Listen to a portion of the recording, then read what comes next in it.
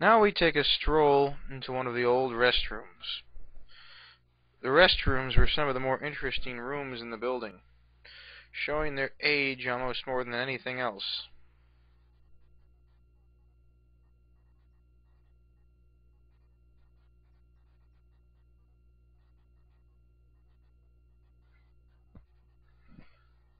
A porcelain sink, 1950s era by the shape of it.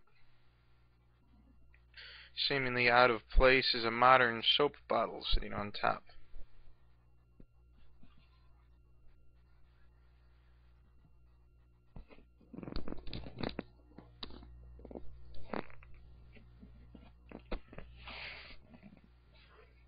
Now, down into the kitchen. You can see large sinks used to wash dishes, and some sort of cooking device with the door open that I have yet been able to identify. An old stove, clearly rusted out from years of use. At one time, many children probably had their meals cooked here every day at lunch. Now, simply laid to waste.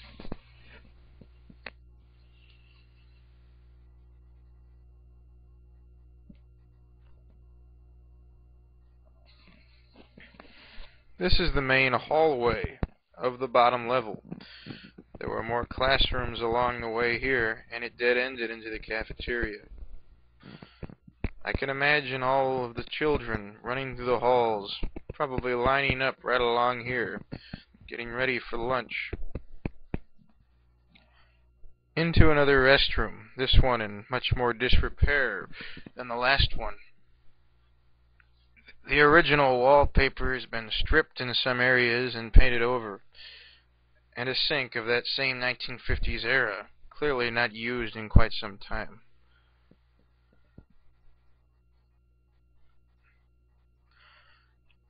The toilet stall. Old, rough brick, similar to the outside of the foundation, unfinished on the inside. A plastic pipe put in and clearly blasted through the wall to replace what previously was there. And a silent, lonely toilet.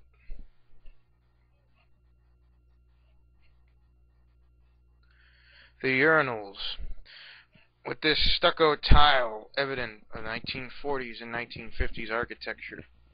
Much of the tile had been busted out where the plumbing had come through the walls.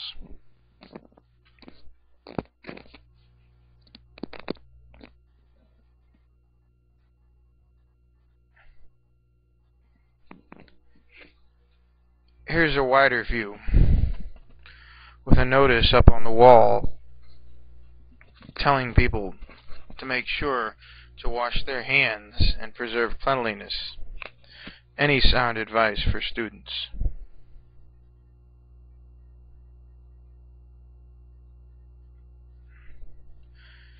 And here into the cafeteria.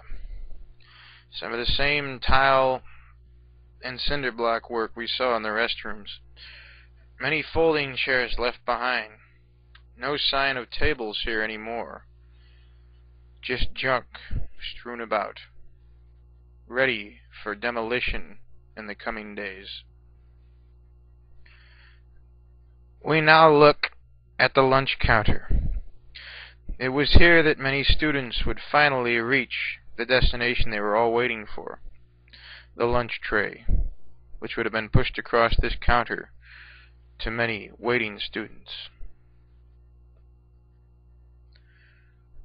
Back behind, we find an old room unit air conditioner, cramped above a radiator, and some shelving that was obviously added later. Once again, we see the same cinder block stucco tile design, and the front of the air conditioner lying against the ground. Another stove, with trash strewn on top of it. A lonely pickle jar, seemingly empty. Everything laid to waste, of what once was a place where people lived, and at the end of a counter, a beer bottle.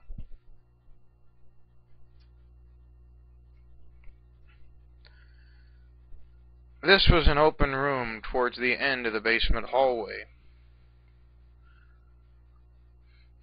A cheap-looking light fixture hangs from the ceiling, and a fan on the other end. I'm not sure what this was used for specifically, but I imagine at one point it was a classroom, or perhaps two.